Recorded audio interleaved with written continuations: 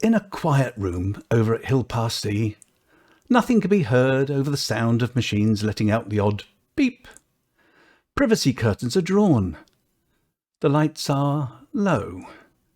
And Matron is patrolling with a stern look on her face. She's armed with the wire wool and Dettol, and she's not afraid to use it. The occupants of the various bays are staying silent, for fear of incurring her wrath.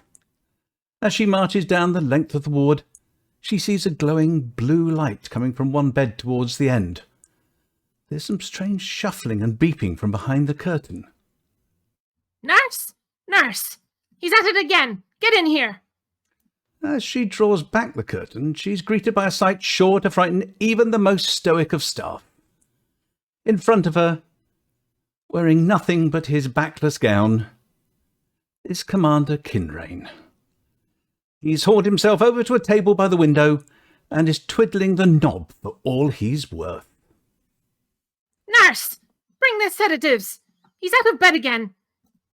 Just as the burly nurse bundles into the cubicle with a frightening-looking syringe, the radio he's playing with bursts into life, and throughout the ward, everyone can hear the words, "Our mics are live."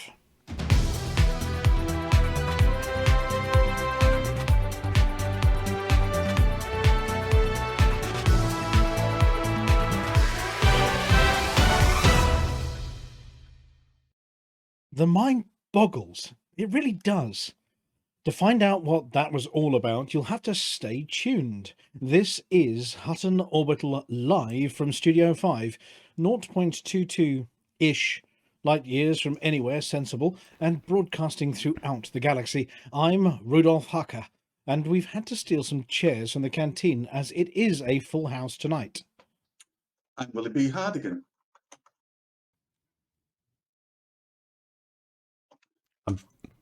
I'm sure you are. Yeah. I'm Willie B. Hardigan. Sorry, guys, I've got a technical problem. It's Thursday. Seamless. Just take a drink of water, swallow the little blue tablet, it'll all sort itself out.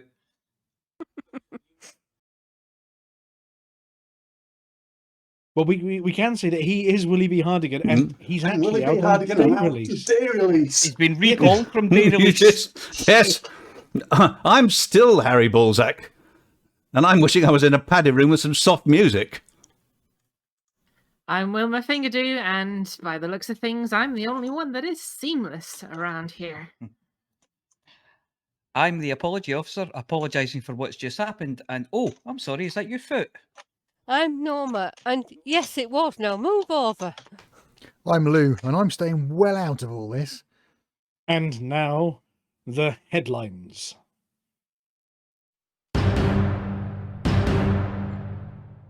Baz's Banter Bar's Bigwig battles break down.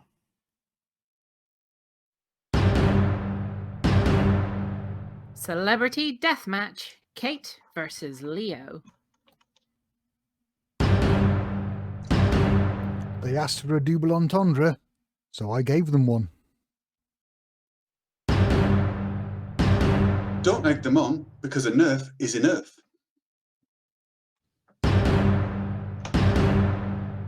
The good ship Spectre Shadow III has a new booster cushion.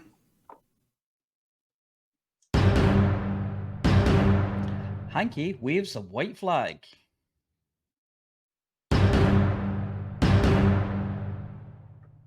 Atris 5060 delves. Yes, he's definitely delving.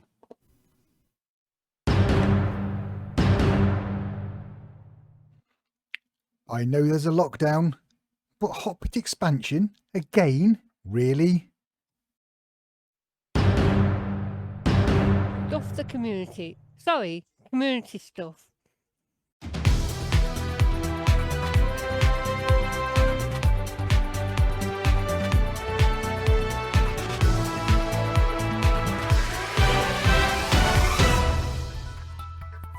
First tonight, we start with news from the Banter Bus and the Hill Harp Sea Blues. Commander Kinrain, bus driver and banterer extraordinaire, had to be rescued from an escape pod in system earlier in the week after an incident aboard the bus.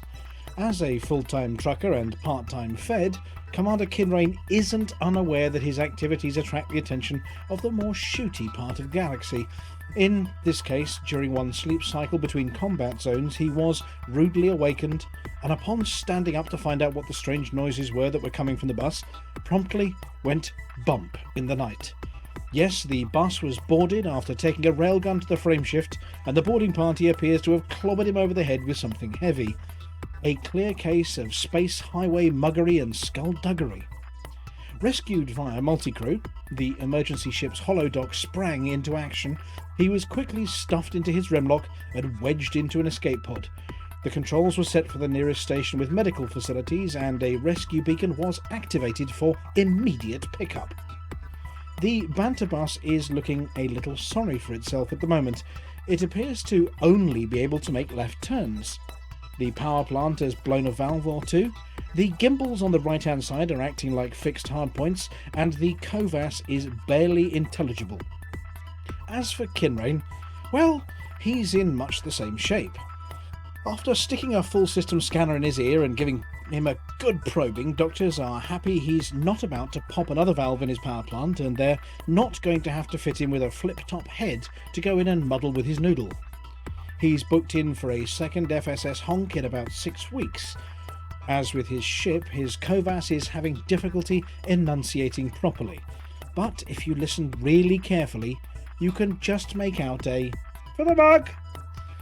Our messages have been read to him, and he's had a good laugh, and his Hutton mug has been sent to the hospital just in case all these shenanigans were brought on by a nasty dose of mods, and not a filthy imperial with a cosh and a bad attitude.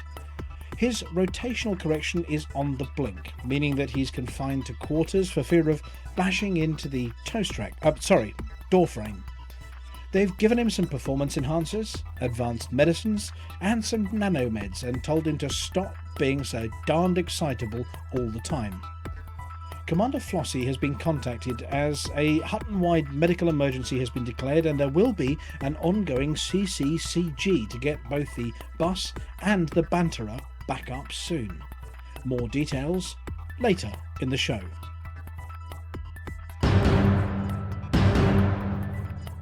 Local Galnet feeds have been alive this week with this week's red top-worthy pseudo news. Yes, it was the return of the no-holds-barred celebrity full-contact digital combat competition. Two titans of technology have been battling it out to see which one would come out on top. No, we don't mean the latest gaming consoles, we mean ships AI, going hammer and tongs at each other in cyberspace to claim the top prize. In the blue corner was Kate the Killer Russell, digital technologist and ferret fancier, and in the small red corner was Leo Normsky Lovett, knocking bits off and taking bites out of each other in a digital contest. They deployed battle codes. "Let's get ready to trumble!" appears to be the rallying cry for each bout as the scores were level after 7 rounds. However, Kate delivered the final knockdown in the closing seconds, taking the prize and leaving Leo licking his wounds in one corner. Well, actually, his invisible dog Dave was doing that bit. Congratulations to Kate and all those who wagered on her winning. Winnings can be collected from HCS voice packs. Oh, and if anyone hadn't noticed, the Pilots Federation are celebrating the conclusion of the competition by giving away free pilots licenses and disposing of huge stock of surplus Sidewinders in an epic giveaway for the next week.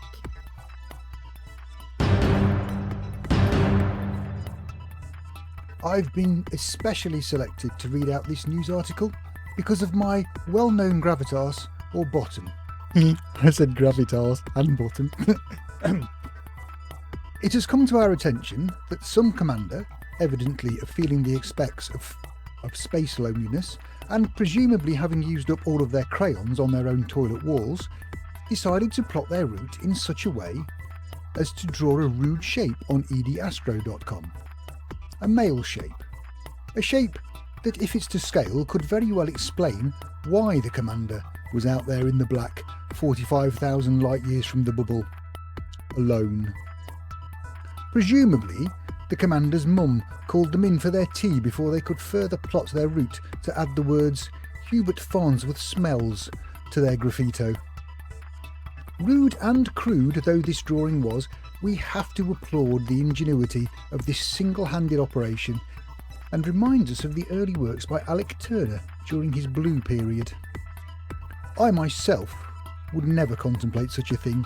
It's beneath me. And besides, I'm no good at drawing parallel lines. Curves are more my forte. It's not that I'm obsessed, you understand. Oh, yes, you are. But today I was looking at the Going for Gold 2 graph on hot.forthemog.com under current events earlier today, and I was thinking, ooh, those two pert, upward thrusting, curving peaks on that graph remind me of something. They're as big and impressive as the Grand Tetons in Wyoming. Ooh, large, free, open, accessible. Ow! Sorry, but it was a magnificent sight, really. Right up to the point when our guest lecturer on exploration, Commander Chix, went and dumped over 50 billion. That's 50 and 9 zeros worth of exploration data, making the graph rescale. Now it looks like two peas on an ironing board next to the bloody Matterhorn. Thanks very much, Chix. Well, one can dream.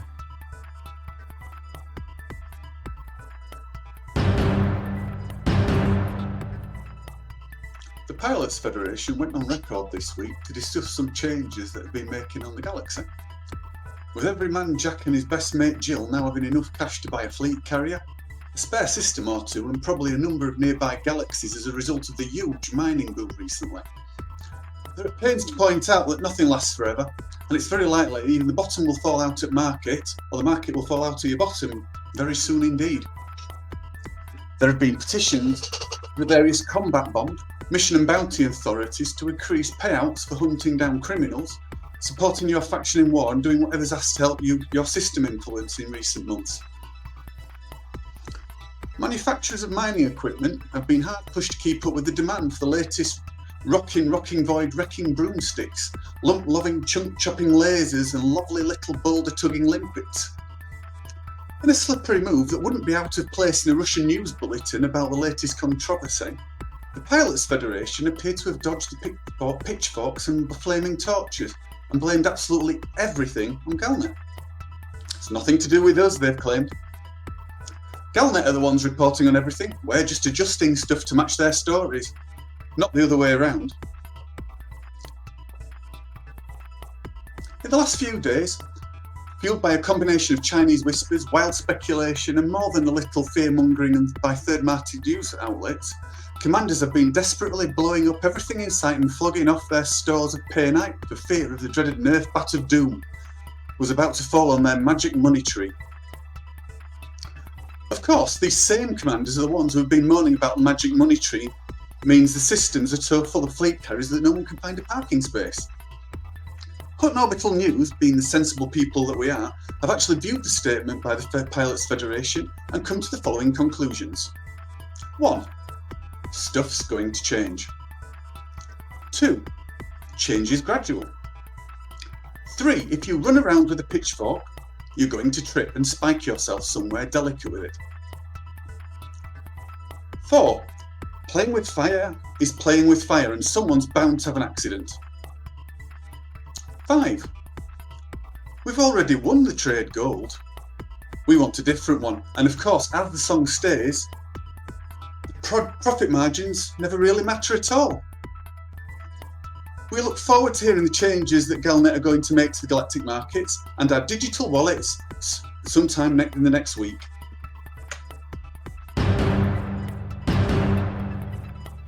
Give me a child until he is 7 and I will show you the man, said Aristotle. And Commander Vector 883 seems to have taken him at his word. Is it ever too early to train up a pilot? Last week we delved into the case of Eddie Lee Wise Jr., aged 7.5. But this week, like a scene from Ender's Game, the good ship Spectre Shadow III has a new pilot in training. Commander Vector's 883's 6-year-old son, presumably known as Commander Vector 883.5, who has embarked on a career as a smasher of Thargoids.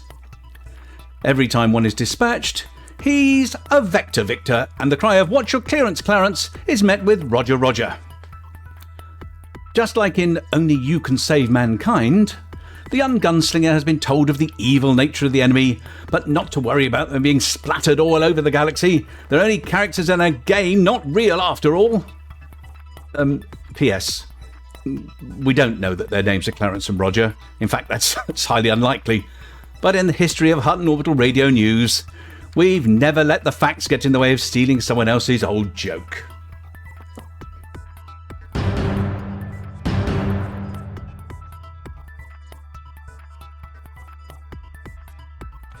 This is an official Hutton Orbital apology. Nature of apology: malfunction, systems offline, passengers stranded, and abandonment of duty. King Hanky of Colonia has asked me to apologise for the non-departure of the Hutton Megabus from Fort Mugg. This was due to a technical issue with the ship's mainframe. Well, I say it was a technical issue. Just between us, here's what really happened. You know Hanky has loads of clones and uses them to be in all different places at once and do lots of different tasks when he's off doing whatever it is the King of Colonia does, playing chess and wrestling with giant snakes, I think. Anyway, he had a batch of spares on board the hot bus in case he needed replacements at short notice. But the thing is, their VATs decanted them early, the whole lot. Well, you know how undercooked clones are. They're always a bit, you know, so, well, this lot got out and started wandering about in the Bertie. Just think of that. Just picture it in your mind.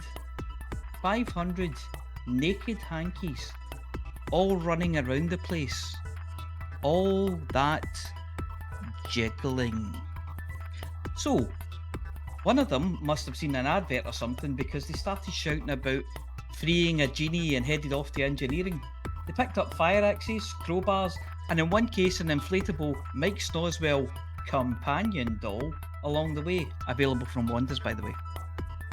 Once they were there, they quickly overpowered the hanky clones on duty and then proceeded to free the genie from its magic box by use of the aforementioned implements. The smoke poured out of the mainframe and the clones oohed and ahed. Some even shed a few tears as the mighty genie of the mainframe was released and at last left via the air filtration system. It was at this point that one of the engineering clones explained that they needed the mainframe to make the ship work. Since then, efforts have been ongoing to recapture the deceptive smoke genie and put it back into the mainframe, but these have resulted in limited success. Normal service will be resumed at the earliest opportunity. So, happy Mexican Revolution Day! Viva la Revolucion!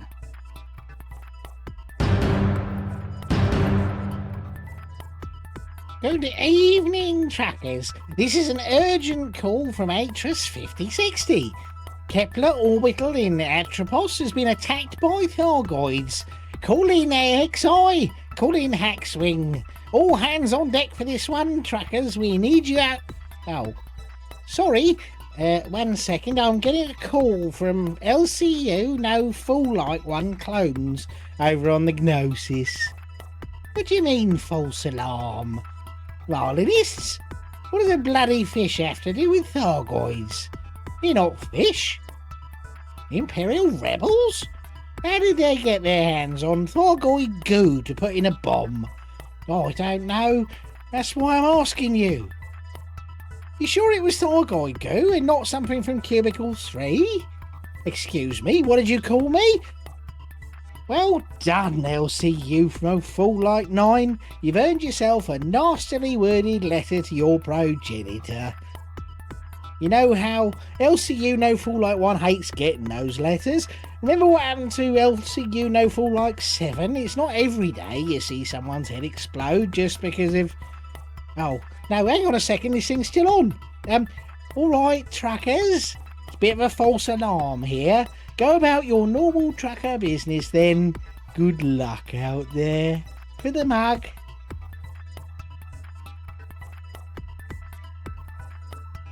Well, I'm not sure where to start. As you can hear, due to a bong malfunction, I'm not due where to start this week, which was a handy first line. I turned my back for a few minutes and we're expanding again. And 6 of our systems are over 60%. Another 7 are over 50%. And of the dozen systems who are under 50%, you know, the ones we'd like to be climbing a bit, 9 of them are dropping. Including Nonsense, where we're supposed to be pushing for control, but the influence has plummeted faster than Baz at 2 in the morning. So we need to get that sorted as soon as possible. So, for clarity, I'll go through this one more time. We want to be around 50% in all systems. That way we aren't at risk of unwanted expansions, nor is any other faction likely to get close to challenge us. 50%. 60% is too high. That's not a react when we get over it too high, it's a don't let it get there too high. 40% is too low. Likewise, that's not a panic when it drops below too low, it's a keep it well above too low. We have custodians. They're there to keep an eye on these things, so if they ask for help in raising or lowering influence, please respond and do your bit. And if you're a custodian, you're not meant to be solely responsible, so do shout out when things need doing. By the time I get to shout about it on the show, like now, it might be too late. In Colonia, surprise surprise, we have an election in Tyr, which we obviously want to win, and there's an infrastructure failure in Eel Procol Centauri, so if you're over there, get delivering food and machinery and get that fixed before King Hanky starts to think that we don't care about them over there. On the subject of infrastructure failure, let the wise one run for a few days and smash the influence down. If we get to, do you remember? Yes, that's right, 50%. That's when to get it fixed and hold station. Norma, pass the gin, would you?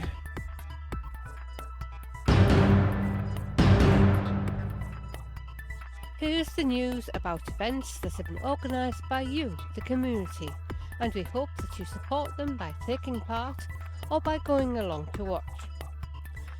Firstly, we have news from last week's event organised by the Apology Officer.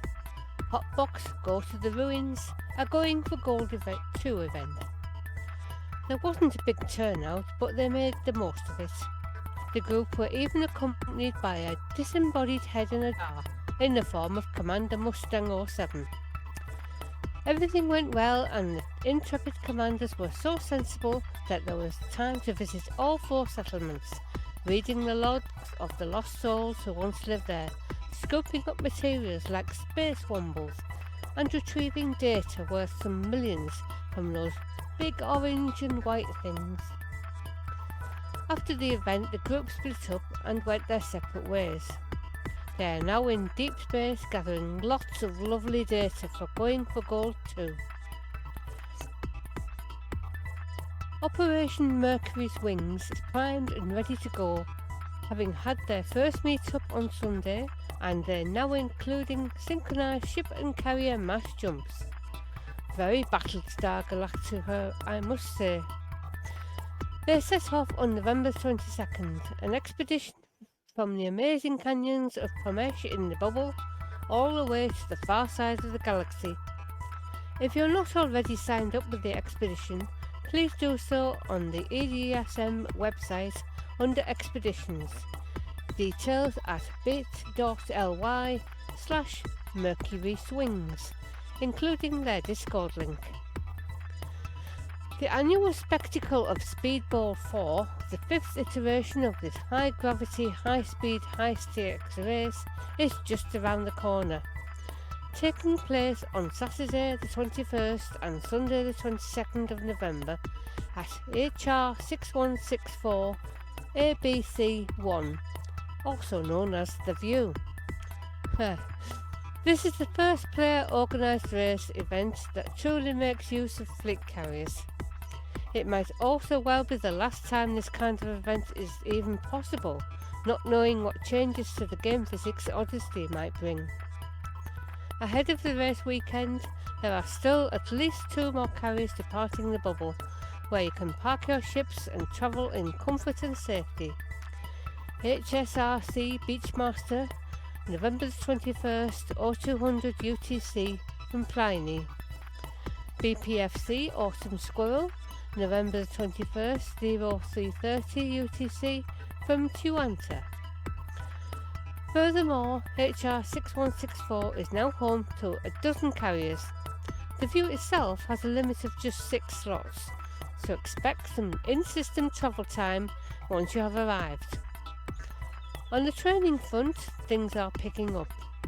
We've seen a lot of new entrants practicing their runs and are happy to say that this is indeed a much easier and more accessible venue than Speedball 3 at 61 Virginis 2.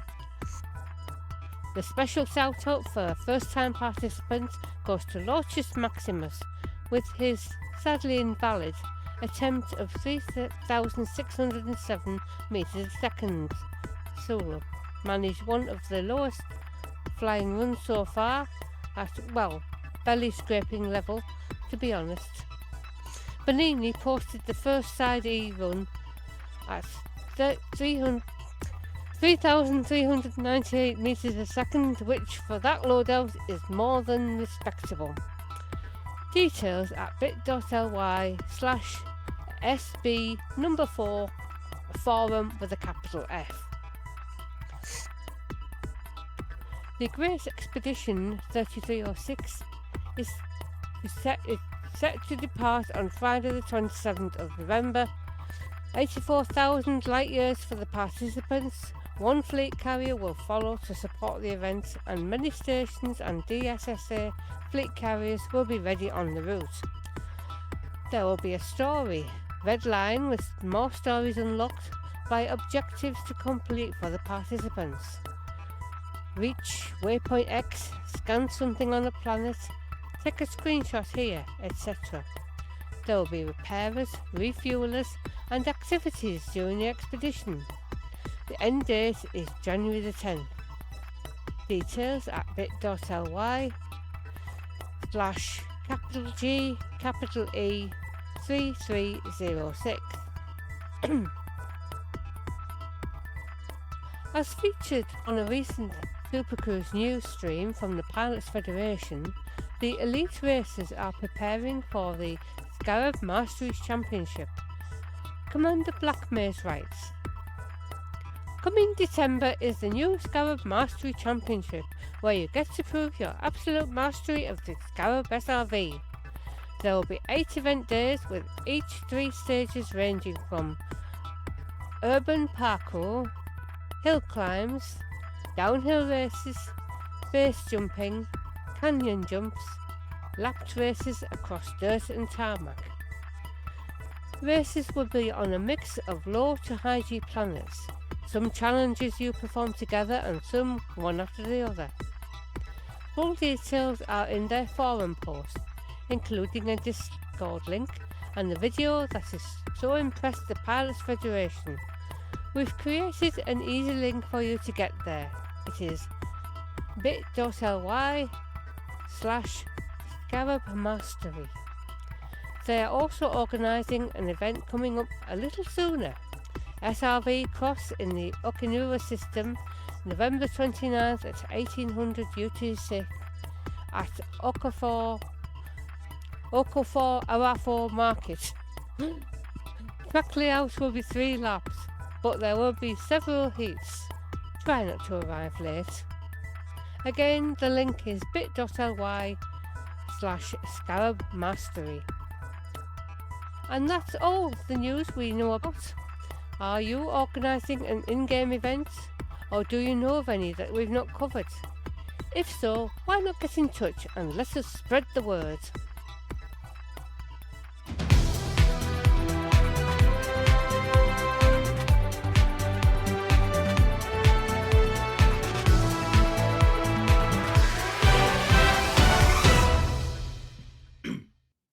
And we are back in the studio. Good evening, everybody, and thank you very much for joining us on the show this evening.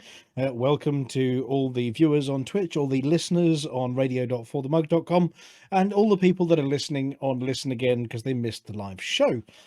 We have a full studio this evening. We are joined for the first time in quite a while by a live Rampage. Hello. Yes, it has been a while. Yeah, I mean, we've had pre-recorded Rampages, but this is the first time we've had a live Rampage in a while, isn't it?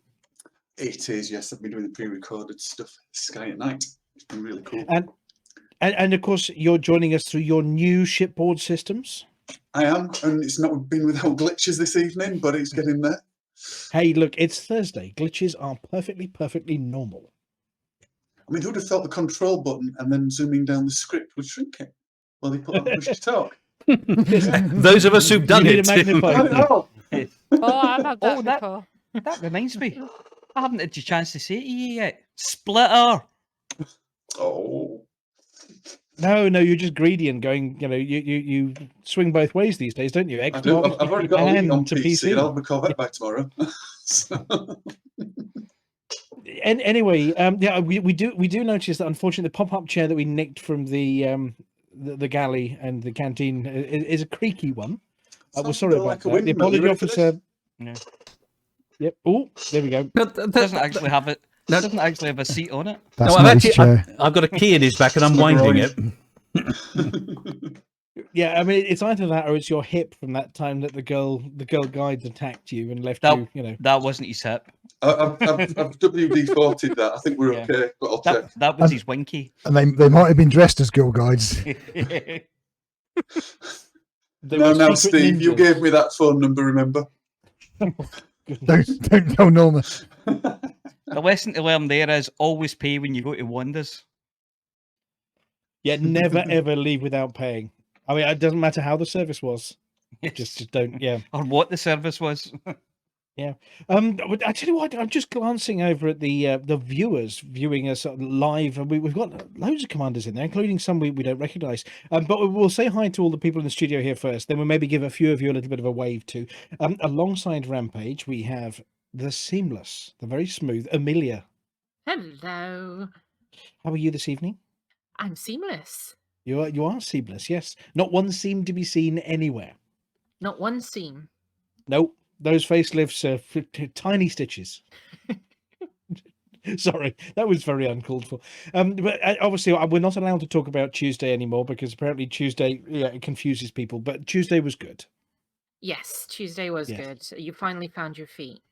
Yeah, we did, and it's good fun. Yes, Tuesdays are playing games in the Hutton Games Room kind of evening as well with a few of the Hutton team.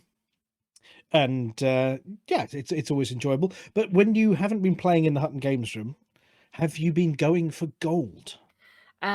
No, I've been I've been kind of advertising and trying to convince all my friends to get the free copy of the game. So anyone who hasn't got it, I've been Game? You mean yes, the life. real life spaceship? the game that is life. Yeah, the game that is real life in spaceships. Yes. Well, we know there was a server burp earlier, a little bit of a server burp. So those of you that have been trying to go all epic may have had a couple of blips, but we are faithfully reassured that the Pilots Federation are on it and trying to connect your new epic account with space soon. Brackets trademark. Close brackets. Yeah, those brackets. Yep. But yeah, I mean, there sounds like there are an awful lot of people trying to join the galaxy and fly spaceships recently. An awful lot of people. Which is no bad thing. No, lots more people to teach all about the joys of mining and Exactly. the BGS. We might even keep a few of them as Hutton truckers if they're really funny. And well, why not? Only if they're very funny, though. They're going to be very, very funny. Well, that'll be a first for starters. Yes, exactly. We need some funny here on this show. Do you mean funny haha or just funny odd? Because funny Can I just odd say yes? you can do. I'm just going to say yes to Yes. that question. Yeah. And near the seat that's over there in the corner with Amelia, we've got the apology officer. Now, apology officer, the hanky thing. Have we lost the apology officer? Going to need an apology for that. Mm. There's another apology going on for the apology officer not apologising for the apology. The apology officer has completely fallen down a small hole in the floor. Beaten up by the mouse again. Somebody tries to revive the apology officer. Quick! Somebody call service people. Jumpstart the apology officer. Oh no, apology officer is completely gone. Well, Dead Meat, you're here. Hello. Hello. and how are you this evening, sir? Oh, yes, good. Now, yes, we had a weirdness at work, which turned out not to be our fault, but it took a lot of. Was it a singularity, a black hole, a neutron star? It was time travel. It was time travel by about 2 hours.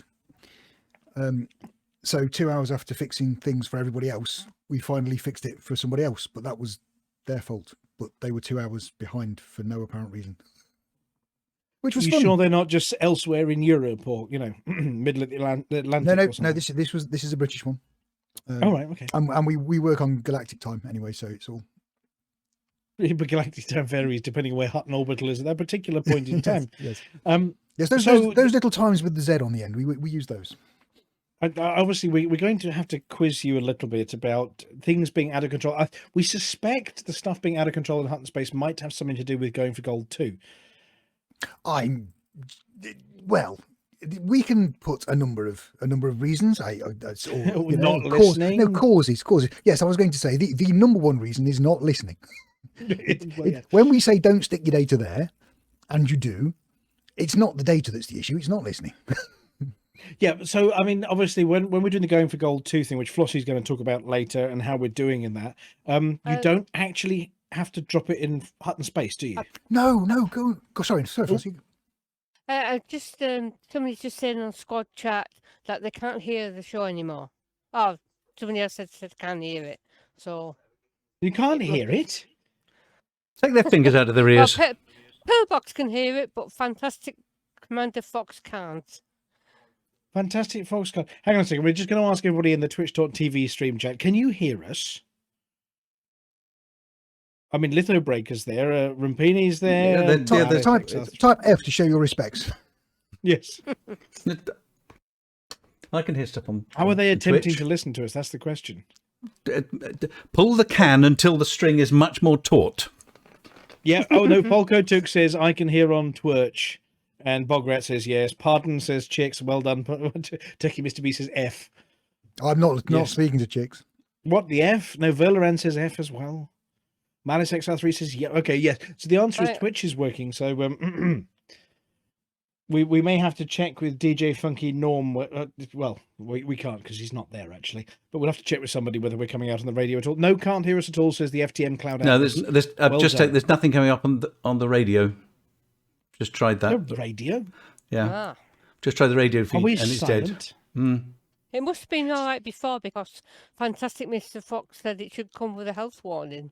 So he was obviously hearing it then. Yes. Well, I would message Mr. Cow to try and poke the server, but I'm not sure Mr. Cow's around at the moment. So if you're not listening to this on the radio, he said he was listening through the browser. Yeah, I'm afraid that's that. You're going to have to wait for the podcast. Yeah, you will have to wait for the podcast. Well, I'm just sending an emergency message to people to see whether we can bring that back into life. But so obviously joining us in the studio, we've had Amelia, we've had the Dead Meat. We haven't got the apology officer because the apology officer vanished. I did find him, but I dropped him again, and he fell through a crack. Right. Okay. He's very small. I suspect Scotland might have just fallen completely off the map. I'm reeling him back in slowly. Oh, right. Okay. I'm going to stick it on typing messages. Yeah, it looks like Scotland has completely fallen off the map. That would explain, if it has, that would also explain why the radio's not working, because the server that actually takes the sound from our stream and splits it is in Scotland, but then so is the streaming server, so that would make that a little awkward. Anyway, was Scotland ever actually a real, though, says Folko? Yes, Scotland is a real place. We know that because the apology officers from the... No, actually, the apology officer must be a figment of our imagination. That would be a relief. Me too. Anyway, he says. Yeah. So yes, joining us We have also got Flossy. Hello, Flossy. Hello. And have you been going for gold this week? I have, yes. I've earned about 80 million so far. And I'm 80 million, which means you're above me somewhere in the list, aren't you? I do believe I am, yes. Oh, I don't know whether it will be for long. oh well. So I mean, going for gold's going great, and you're going to be telling us about that during your section in a bit with your CCGGs, lots of C's and G's. It's just C's and G's, yeah. yeah, all the C's, all the G's. I'll have a G, please, Bob. So we got that coming up, and of course we got I think we might have a Galnet digest coming up, and up to the very second Galnet digest from Harry Ballsack from Palantir. You've been uploading that one from Commander Wotherspoon, haven't you? Yes, it arrived as we went live, so I've been printing it off, crossing bits out, and then reading it back into another recording, air gapping it. Right. Oh, that sounds fine. And of course, Amelia, we've got the Galnet Food Digest later. I mean, This is a big one. This is a big one. It's very, very, very big. It's very intimidating, this Galnet Food Digest. Incredibly so. Yeah. Anyway, well, sort of on with the news about sort of what's been going on around the galaxy as well. Now, you may have heard from the start of the show, and you may have heard from the news article, and you may have heard from Flossy's bit, and you may have heard from Deadmeat's bit, and you're going to hear from further bits in the show that Commander Kinrain seems to be a little bit under the weather.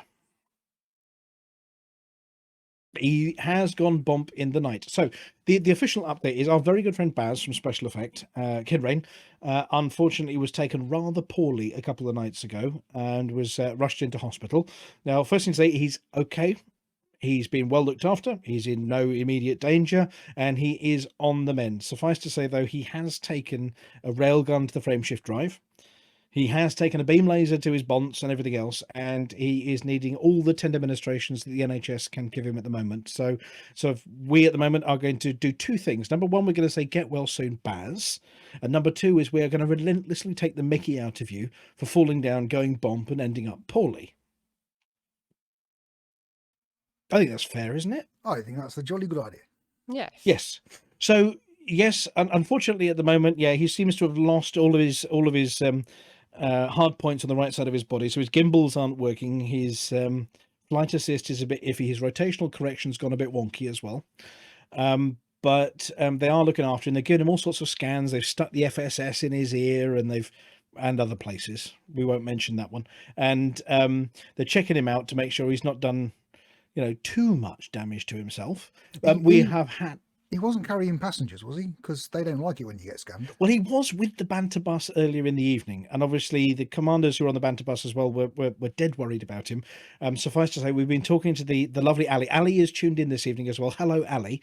Ali has and his kids have been taking some very good care of him alongside the NHS, and they've been posting messages up for us a couple of times a day about how he's doing. And yeah, he's all right. We send him lots and lots of love, lots and lots of hugs, and maybe a punch in the arm for scaring the living daylights out of the rest of us. Is that a gentle punch? Yes. Which one? Well, the one he can't feel would be the best one. Oh, so that would be the kindest way. Yeah, I mean, the right-hand side's got not much sensation at the moment, so we can sort of give him a good tap on that side and say, you silly sod, you've scared us. But yeah, he knows that we love him to bits, and there have been wonderful messages coming in through, from the community. We've heard from Arthremis, from Paige, obviously from Colo. We've heard from the Pilots Federation and Zach. We even heard from Ed Lewis. Do you remember him? Biscuit boy. Yeah, he used to hang around these parts occasionally. I'm not commenting on the parts he used to hang around. Oh dear. Well, he sends his love as well, and we will be taking the mickey out of Baz a little bit more. But obviously, a couple of hundred people have already sent in lovely messages. We've been collating all the messages and sending them via Ali and Baz's, Commander Kinrain's kids, over to the hospital to keep him company, make him smile, make him put two fingers up at us, practice all of those movements to get everything working again. So we've been sending all your messages over to him. So if anybody does have any messages they want us to pass on to Baz of the get well soon variety, or you silly sod, that kind of stuff, do send them in, and we will pass them over to Ali. Oh, Ali has turned up in the Twitch chat channel as well. But yes, so yeah, get well soon, Baz. And we will be keeping everybody up to date with how he's doing, because he's a much loved part of the community. And of course, it's our favourite trick when we talk about him on the show to make him cry a bit and feel all emotional by being lovely. So we're going to be mean about him this evening. Which will also make him cry because he's just Which that kind of guy. exactly. Happy tears, sad tears, that kind of thing, you know. Yeah. But obviously to this team at Special Effects as well, you know, having one of your own, and they're such a close crew. Having one of your own struck down like that is terrible news. The good news is, of course, that Special Effect have got just the right equipment to lend him a hand while he's getting better. So that was some good planning. Yeah, of course. Is this just so we get staff discount? Well, yeah, there are easier ways, Baz, of getting to test out the new gear from Dr. Mick than actually having to need to use it yourself. You could have just asked nicely instead. But, you know, each to their own, each to their own. He let us try it when we went over, didn't he? Well, yeah. Alongside the giant Lego Darth Vader, wasn't it? Yeah. We didn't have to become poorly. It was... No. So, that's from the corner of the medical corner of Hutton Orbital. I'm sure Nurse Wyeth is threatening him with, the Wirewool and Dettol. He wants to get to it first before everybody else. We will keep you posted as to how Baz is doing, and if anybody wants us to pass on any messages, do send them over, and we will pass them via Ali as well.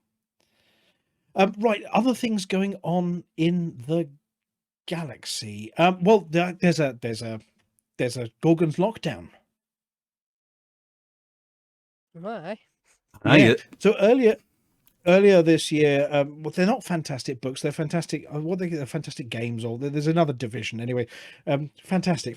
Dan launched a Kickstarter for a game called the Gorgon's Lock, and he nearly got to his target, but they've revamped a few things and relaunching it. And so the Gorgon's Lock Take 2 is being launched at the start of December, which is a game. It's a easy to learn, hard to master tabletop dungeon crawler for the whole family. There you go. It's a lot easier when you've got the words in front of you, isn't it? It is. So I cunningly wrote them on the screen in front of me. So they are going to be going live. They're getting people to sign up at the moment for notifications for when it goes live. Obviously, as with anybody else in the community who's launching fun projects, we wish Fantastic Dan very well. And hope it goes well. We will put up a link in the chat. Actually, I'm just doing it now. Actually, there we go. It is. Whoa, crikey! No, do you know when you copy one of these things off, your Facebooks, that sort of stuff, and you say copy, and then it inserts a million words. Yes, ugly links. Yeah. Anyway, it's inserted a million links, but we will put up very shortly a link to such things when I can find them as well, so that you can go and join it. But if you go to Kickstarter when it starts at the start of the month, I really ought to do it justice by getting the right link. So somebody talk while I'm looking this one up. Shh, quick. Sing or something. Somebody sing a song. I still can't find the apology officer. I'm trying. Now, we also heard from Norm that Norm can't join TeamSpeak either. So the whole of Scotland. Yes, I'm afraid Scotland has moved on to Tier 8 lockdown, where none of its electrons are allowed out. So yeah, I think Sturgeon's towed it out into the middle of the sea. Oh, I've got the link, and actually, thanks, Dead Meat. Well, you've got two choices now. You've got bit.ly/join the Gorgon's Lock with lots of capital letters, or bit.ly/TG, capital T, capital G, capital L, relaunch. No, ignore mine. That was the old one. That was the old one. The new one is bit.ly/capital T, capital G, capital L, relaunch for information on the relaunch of the Gorgon's Lock. There's that, and what else? What else have we missed this week that we're supposed to have been talking about? Quick, cover for me. Oh yes, Commander Chix. Oh yeah. Now Hutton truckers we're getting out there. Million here, million there, 10 million here, 10 million there. Maybe the odd person had a bit of a good day. 100 million, and then Chix turned up. And how many? I mean, if you were to write it out in numbers, we're talking You're saying with 9 zeros after it, weren't you, Sean? Of them, yes, a whole 9 of them. Yes, because see, I'm old enough to remember when a billion in England was a million. That was a real one. It still is. It is, but then certain people, the other side of the Atlantic, found that they couldn't count that far, or they wanted to make everything look bigger. Well, you sound richer when you make it smaller. Yeah, so it was Harold Wilson announced that this country would be using the American billion just because it confused people when we talked to them. Well, we are kind like that. Yes, it's still a really big number, though. Obviously, Flossy's going to tell us exactly how many billions it's going to be. But yeah. it is going up by the minute. Later. Is Chix? I know Chix is in chat at the moment. Chix, are you finished yet? Or my goodness, are you single-handedly putting us in top? And then some, We have to find out from Chix whether that's it or it's Chix. Well, yeah, but there's been a really great effort by everybody. Sorry, not sorry. Keep clicking. Instructions of Commander Bam. Keep clicking. Just keep clicking. Yes. We know there are other explorers out there as well hoping to help us out. We've got these patches. We've got 10 of the patches for the top 10. I'm pretty sure at the moment that Chix is very likely to be in the top 10. I might be wrong. Chix is likely to be all of the top 10. Yes. But anyway. I think Commander Chix saw the way I write boobs and decided to do the same with zeros. Yeah, and Commander Palantir has posted a link to the going for gold graph at the moment, which is flat, huge lump. No comment. Yeah. So there's that. Well done. Thank you very much, Commander Chix. Now we've got the rest of the show coming up. I'm just checking with Commander Palantir. Have we got all the downloads we're supposed to have? Oh, have we lost Palantir as well as Scotland? Oh, I've got everything ready except my microphone, obviously. Oh, right, okay. No, I like it. People prefer it if I talk to myself. I just go on, Em. Oh, Scotland might appear to be back. Scotland's temporarily back, possibly. We shall see. Anyway, I'm going to hand over to Amelia to introduce the next bit, and then to Commander Wotherspoon and other people. You get the idea. So for the time being, sit back and enjoy this. Amelia, take it away. There was a time when you could be sure that just about everyone you spoke to would know about the Gnosis, a science research vessel controlled by Canonn Research that was commissioned in May 3303. A vessel capable of up to 500 light years in a single jump was a thing of wonder back then, and its maiden voyage in September 3303 was widely followed. In 3304, it brought the now infamous event of an attempt to break into a previously permit-locked area of space, the Cone Sector, only to be waylaid by Thargoids, and consequently never to reach its intended target. I keep looking over my shoulder in case Commander Wotherspoon or Beetlejude come in and complain about me muscling in on their territory. Well, they're on next, so they're just outside the door. The Gnosis was repaired and spent the next couple of years moving from place to place, investigating many phenomena, but the introduction of fleet carriers with their speedy and easy-to-fuel drives in 3306 sounded the death knell for the gallant ship, at least in its existing incarnation. Which brings me in a roundabout way to the present, and a small video sent to us by Commanders LCU, No Fool Like One, and Cat V, a piece of advertising for the new life of the Gnosis as an upper-class tourist bus. Details of its itinerary are at canon.science/codex/the-gnosis/. And right now, it should be at HIP 17862 to visit Thargoid stuff. Here we go, with the unique style of LCU No Fool Like One and the unique talent of Commander Cat V. Then Commanders Wotherspoon and Beeljude will attempt to follow that with their own death-defying high-wire news-juggling act.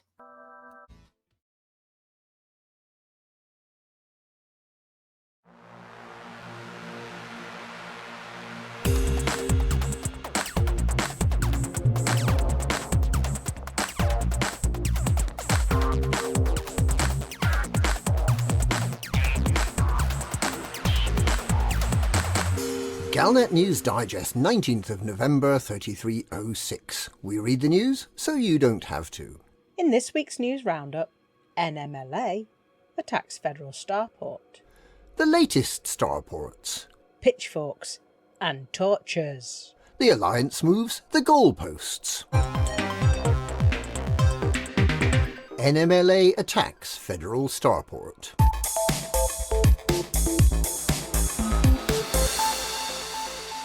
The Neo-Marlinist Liberation Army today attacked a federal starport, apparently as retribution for the return of 9 NMLA terrorists to the Empire. Kepler Orbital in the Atropos system has been severely damaged, and there have clearly been many casualties, including the 9 NMLA terrorists that the Federation arrested yesterday. An evacuation effort has been started, and although the level of damage is still being assessed, it seems likely that the station will be repairable. This latest atrocity follows the Federation's admission of hundreds of thousands of Marlinist refugees into its border systems. Just last night, Federal Vice President Brad Mitchell warned against the security threat this was causing, and he vowed to send 9 identified NMLA terrorists back to the Empire for interrogation. The ruling Republican Party has lost significant support in recent weeks, following revelations about the destruction of Starship One, and it was this that allowed Shadow President Felicia Winters to win a congressional vote allowing Marlinist asylum seekers to remain in federal systems after they fled from a brutal crackdown by the Imperial Internal Security Service. Opinions are divided in the Federation about whether the peaceful pro-Republican Marlinists should be permitted to remain. The infrastructure of several of the border systems remains under severe strain from having to cope with so many refugees. Refugee leaders have stressed that they in no way associate themselves with the terrorist activities of the NMLA. The latest starports.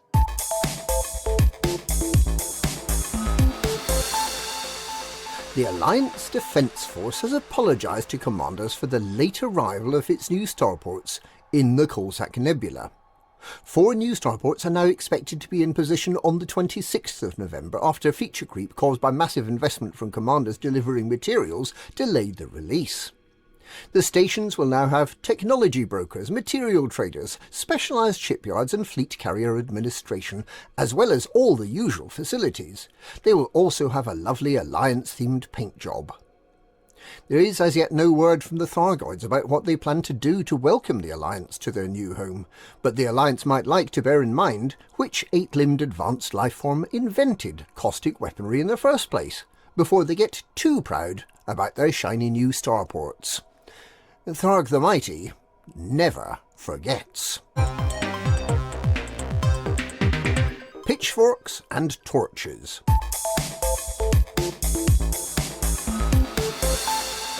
The Pilots Federation has said that it expects to see pitchforks and torches outside its headquarters building after announcing that it would no longer be supporting retail price maintenance for mined commodities. It is believed that some commodities, such as those mined from the cores of asteroids, may see increased demand, while more easily mined commodities, such as painite, may fall significantly in value. Changes are also anticipated for combat bonds and bounties, and for conflict zones, with the Pilots Federation acknowledging that they are not always rewarding fairly for the risk incurred by those commanders. While acknowledging that some miners may get annoyed about these changes, the Pilots Federation would like us to remember that these changes are being made for the long-term benefit of the galactic economy, and you really don't need 20 billion credits in your Bank of Zeon's account, unless you are Commander Scroogey McScroogeface. The Alliance moves the goalposts.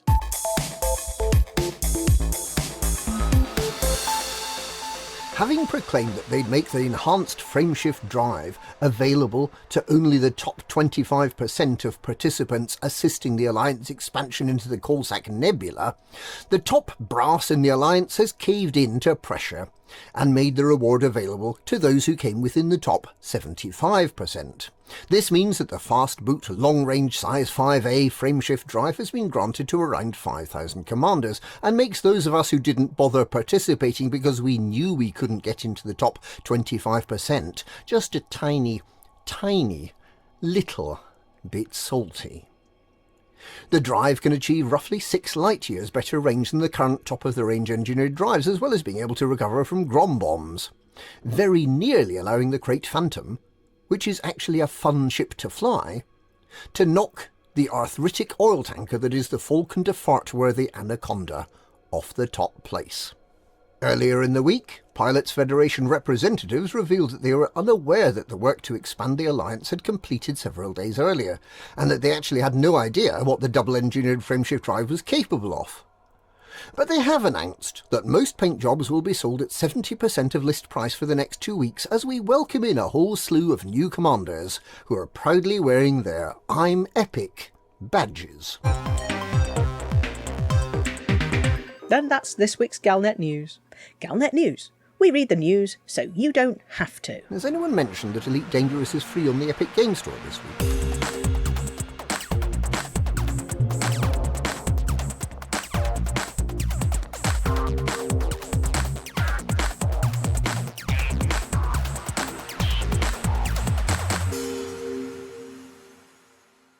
Thank you very much, Commander Beetlejude and Commander Witherspoon. I hadn't heard about the free Epic Game Store. Did you lot know about the free Elite on the Epic Game Store this week? I didn't know there was an Epic Game Store. Yes. What about you, Rampage? It's downloaded. It's downloaded. Yeah. What do you mean, more clones? Potentially more clones. I have a. Do you know what? I wouldn't have known from looking at all the Elite Dangerous groups and Elite Dangerous communities and everything online that there was a free offer on the Epic Game Store this week. I don't think I've seen any posts to that effect, have I? I wouldn't. Rampage needs to be careful because his last clone ended up looking like Marty Feldman. There's nothing wrong with looking like Marty Feldman if that was your objective in the first place. It wasn't. No, it wasn't. It was an unfortunate accident. And of course, as per the news article earlier, there's also a free voice pack to go with your free commander. Free is a big word this week. Lots of Kate won. I need to work out how that works. Yeah, but voice packs have chucked out the Kate pack, voiced by Kate Russell, for free for the same time that Elite is free on the Epic Game Store as well. I think the next week, is it? Or until the 29th? It's a week, yeah. Yeah, 1 week there. So if you haven't played around with some of those, then feel free to go and play around with one of those. And Kate is free. It says it's £14.99 in the store, but when you go to the page, it says, here's a top secret code. Is and it then boobs? You can use that. Yeah, it's not. No, it's complicated with many letters in it. Right. Well, thank you very much for that one. Galnet News Digest on point with the pitchforks as usual. Pitchforks and flaming torches. The best bit is the Pilots Federation actually predicting pitchforks and flaming torches, but then saying, actually, we still need to do it. So bring it on. To be honest, they could have predicted pitchforks and torches anytime they did anything. Yeah. But I think there was definitely Arth there. Arthur told me it was basically saying, yeah, but bring it on because we're doing it and it's all Galnet's fault anyway. So next up, and as he's here in the studio, it's appropriate because we do have a potted biography of Willie B. Hardigan. And then it's over to Flossy with the CG and CCCCGG and CGGGCGG's news. Soon.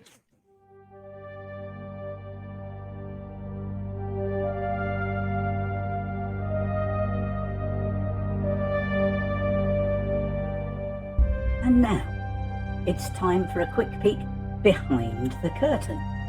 A series showing the lives of our radio crew when they're away from Studio 5. This time, it's Willie B. Hardigan. Willie has spent most of his adult life trying to untangle himself from his privileged upbringing as a minor royal, 135th in line to the throne, but he doesn't like to talk about it.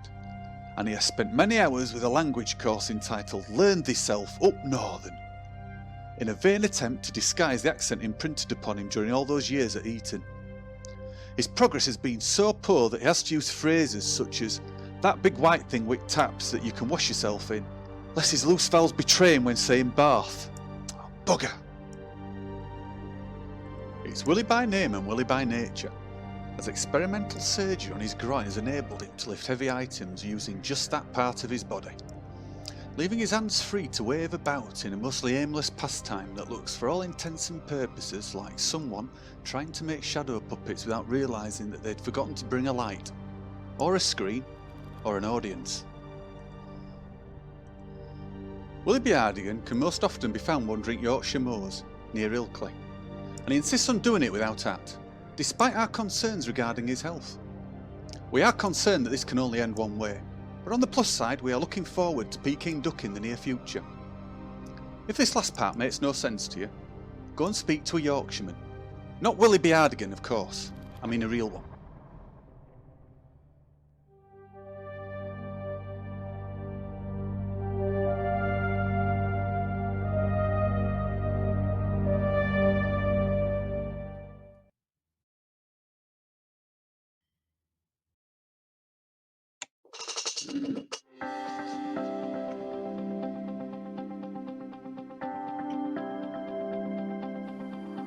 It's Flossy. It's Flossy. It's Flossy. It's Flossy. And the community goes. Hello, Flossy here with this week's CCCCCCGGGGGCCG news. Last week's CGs were both completed on Sunday. The Trade CG shortly before 1900 UTC and the Combat CG a little after 2300. Being so far out, the fleet carriers came into their own for this one and proved to be an enormous help for commanders like me who would have had to make numerous trips to the nearest stations with supplies, all over 300 light years away. Helping to load a fleet carrier, then hitching a lift to the CG system to help with unloading was much easier, if a little frustrating, when they emptied overnight and were back in the bubble loading up again the next morning. I managed to get into top 25%. Well, it doesn't matter now. With a combination of fleet carriers and faraway stations for supplies. The fuel scoop and FSD booster being stored and redeployed numerous times. The new FSD for anyone in the top 75% is now available at the Spirit of Nicer in its newly built outfitting department. I'm afraid there are no new CGs this week, so let's all get out exploring for the CCCGG. Alvin Deeper has issued an open order for exploration data, codex vouchers and planet scans to be delivered just about anywhere you feel like dropping it. Pilots must sign up for the CCGG in advance by being part of the Hutton Squadron and activating the Hutton Helper in their ship. Any exploration data dropped before doing this might not be counted. The CCCGG will run for 8 weeks, completing on the 7th of January, and won't end early, even if you drop ridiculous amounts of data. Commander Chix. Pilots will be rewarded if the top tier is achieved with a gold award for their dashboard and the adulation of their peers. Oh, and lots of cash for the data. Our very own goal with all of the C's and several G's involves everyone who is using the Hutton Helper. Get it at hot.forthemug.com. It works for all platforms.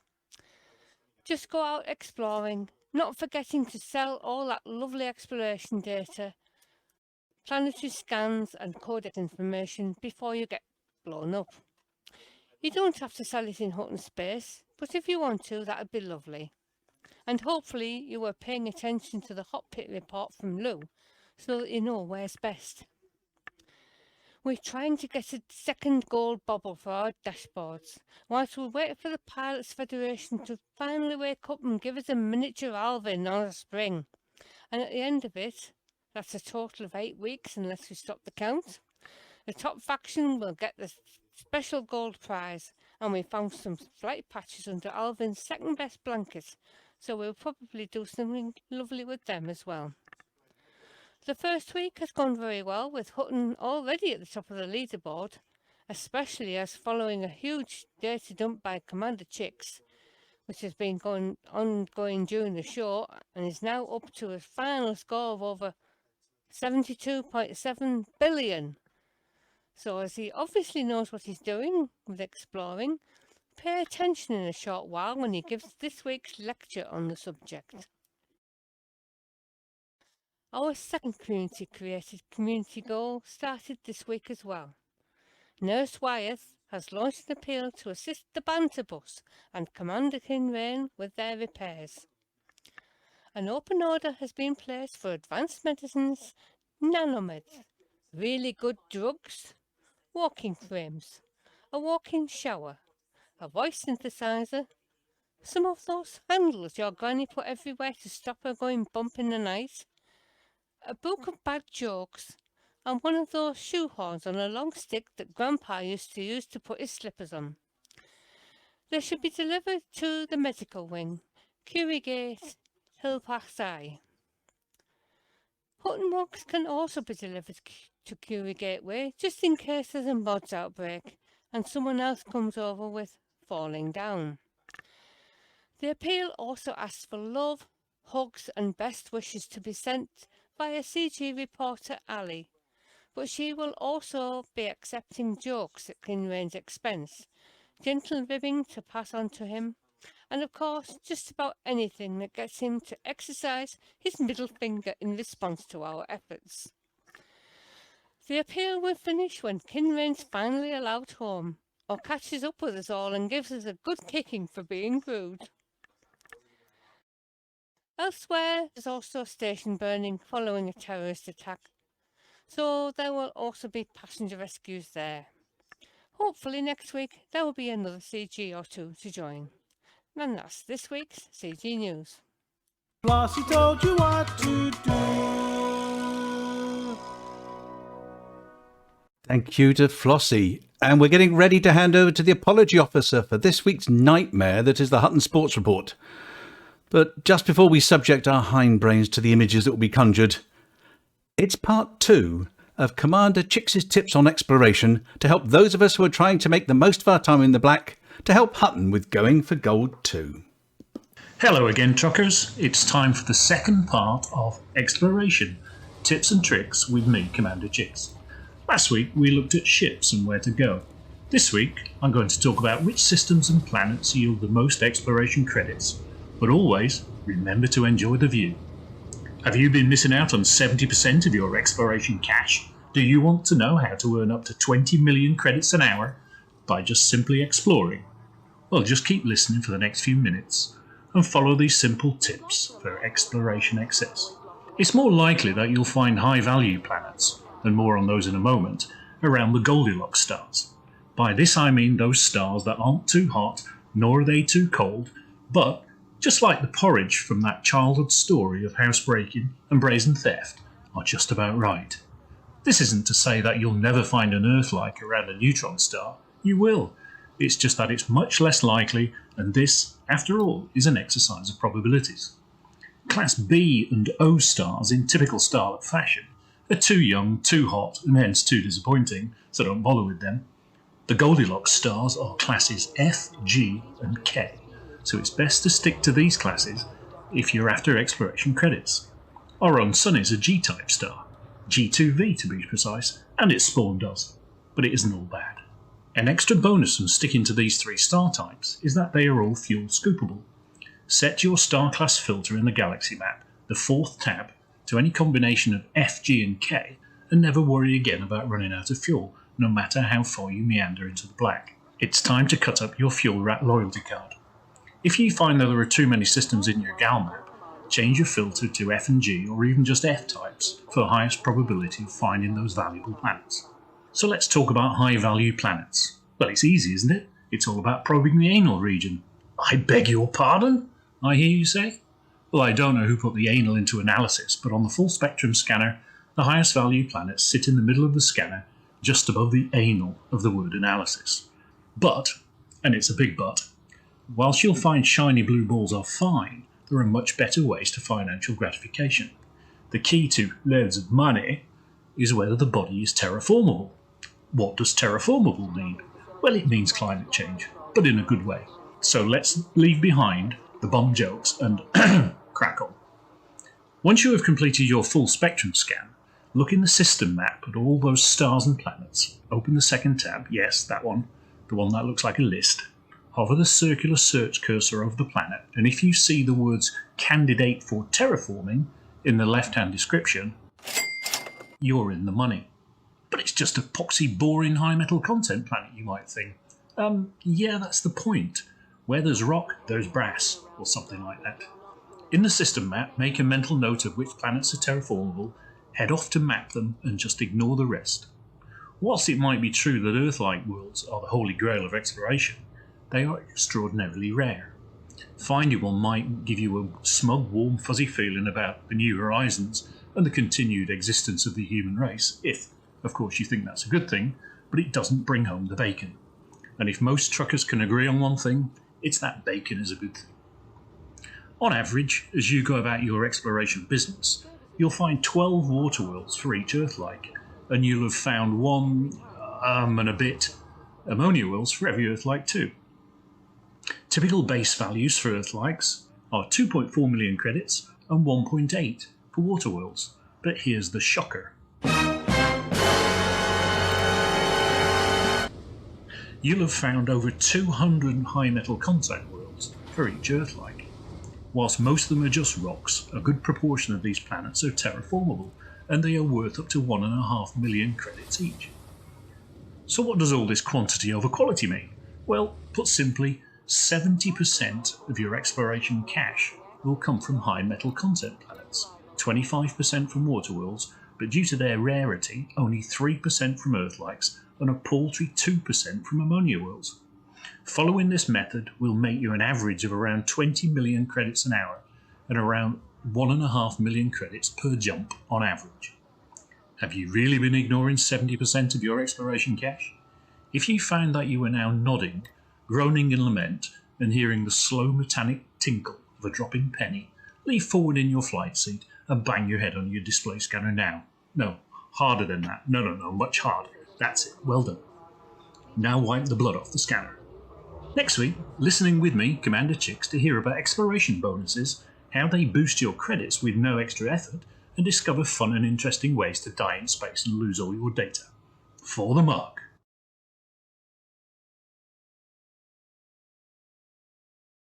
Oh dear, I was taking notes in that one. I was definitely taking notes in that one. I'm out exploring at the moment, and I got the star types. I knew about the rude bit for finding the good ones, but yeah, there are definitely some good tips there. And judging by the amount that's dropped recently by Commander Chix, this is gold dust. I mean, this is gold on your dashboard dust. But anyway, you know what? Sorry, Amelia, but I can feel the lure of mining paling into insignificance. It's the black for me from now on. And talking of paling into talking of putting my teeth back in, talking of paling into insignificance, it's the apology officer standing on a box. That's not the best way to wear one if you're playing cricket, surely. How dare you?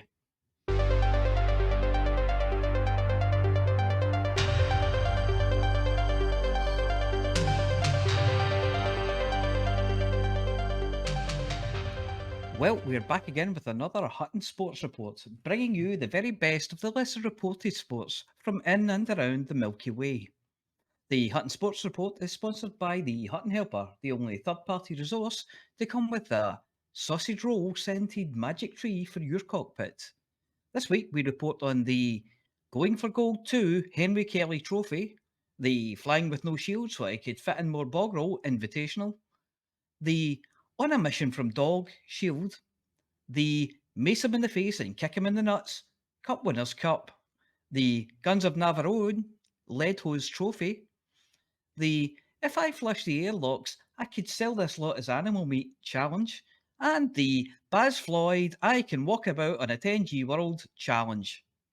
The Going for Gold 2 Henry Kelly Trophy was narrowly won by Zebedian, who beat Cometborn by a nose. The Flying with No Shield so I could fit in more bog roll invitational, Denarius romped home, leaving Sefran at the self-service checkout, explaining to himself to Morag, who's in charge of the checkouts and on her 5th shift in a row, and who is just looking for an excuse. The On a Mission from Dog Shield saw Bograt storm ahead of the competition to secure the win. Guess who won the Mace him in the Face and Kick him in the Nuts Cup Winners' Cup? Yep, it was Alex Zuno. Again. The Guns of Navarone Lead Hose Trophy was comprehensively won by Kuroi Kitsumi, despite excellent efforts by Proto Maniac and Shattermage, which on any other week would have been enough to secure the much coveted trophy. The If I Could Flush the Airlocks, I Could Sell This Lot as Animal Meat Challenge was rained off. The Baz Floyd I Can Walk About on a 10G World Challenge has been called off after Baz fell over a bit and couldn't get up. So, collect £200 when you pass go, don't roll under open-ended, and the first one to Mornington Crescent wins, unless you use Smirlov's Gambit. This week's scores are Kinrain 0, The Floor 1, Zebedian 54, Cometborn 52, Danny Eros 81, Sefran 59, Bograt 828, Mega Boom-tastic 184, Alex Zuno 325, Verlaran 80, Karoi Kitsumi 179, Protomaniac 99, Hojo the Fool 224, Protomaniac 61, Burnley 9, Everton 1, Wolf 359 Wanderers 2, Creeping Terriers 2, Flying Monkeys 4, Oompa Loompas 1. Decals this week go to Danarius. Please email itookpart@huttonorbital.com to get your decal kit. Right, so Hutton Run. Well, I could have walked to Hutton faster than this week's 3 entries, so no challengers for Brett Riverboat's record.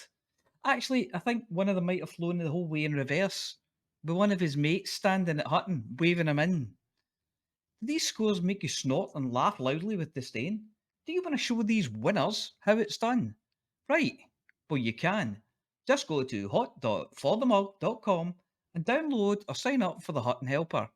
Fabulous prizes to be won. Well, prizes to be won. Well, a Hutton decal can be yours. How cool is that? Let's face it, anything has to be better than trying to do a ski jump from the back of the couch again. Remember what happened last time?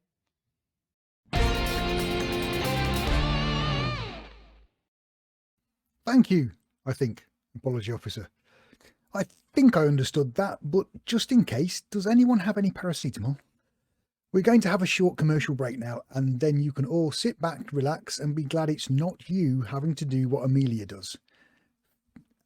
She does it for you and for the Galnet Food Digest.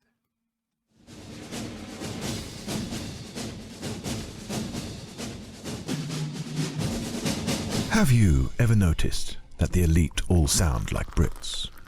Maybe we just sound right. Thank you, Mary. We're more focused. More precise. Always one light year ahead. With a certain style, an eye for detail. And we're obsessed by power.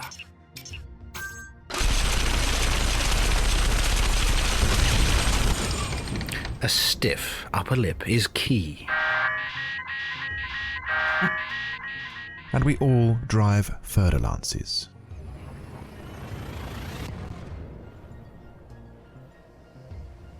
Oh yes, it's good to be bad.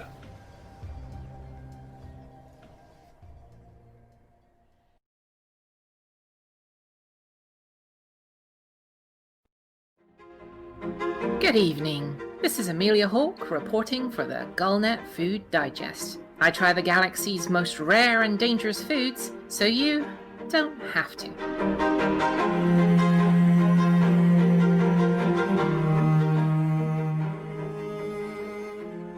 Tonight, we've taken the Galnet food ship over to HIP 41181 for a truly spectacular experience.